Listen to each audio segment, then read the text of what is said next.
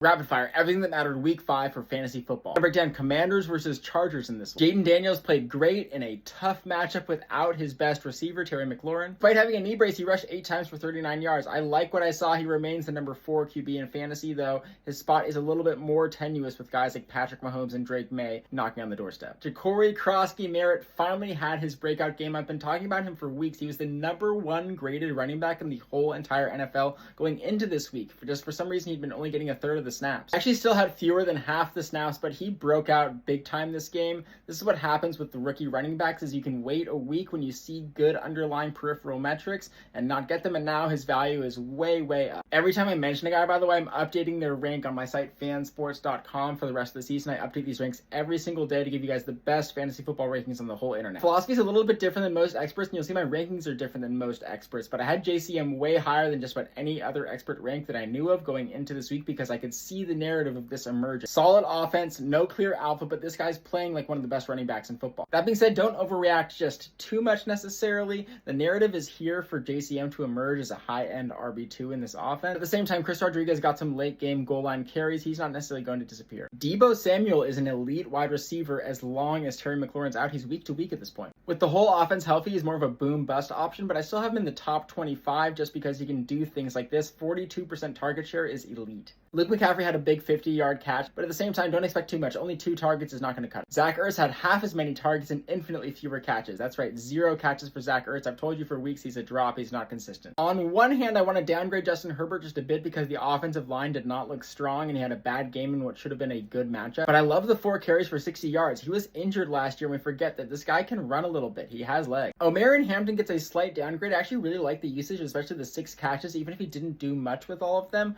We did get this little injury. We're going to monitor that ankle. But main issue is the Chargers offensive line. This looked like an elite offensive environment preseason according to my AI models, but now it's going down just a little bit. Keenan Allen may just be the most consistent receiver on this Chargers team. He led the team in targets, which you like to see, but really is any given week it's going to be Ladd, or it's going to be Quentin Johnson, or it's going to be Keenan Allen. They're all solid top 30 wide receivers, but none of them can be elite unless one of them gets injured. You don't like seeing only 4 targets for Quentin Johnston. Maybe teams are going to adjust and treat him as the wide receiver 1 on this team, but at the same time, it might be a decent buy low. He's still around the top 20 guys. And I still am actually rating Ladd McConkey, I think, a little bit higher than anyone else in this wide receiver core just because of what he did last year and because he's going to eventually get some big plays. I don't know who the backups here that you want to get are. If O'Marion Hampton has to miss a week, this is not looking great. Maybe they pick up a guy. Probably Kamani Vidal has the highest upside. Let's take a breather, not worry about that yet. I'll make videos midweek about waiver pickups and all of that stuff. Really appreciate you guys spending a couple valuable minutes of your day with me here. Check out fansports.com. I really appreciate all the positive things people have said who've signed up so far. Stay learning. I'll see you guys in the next one.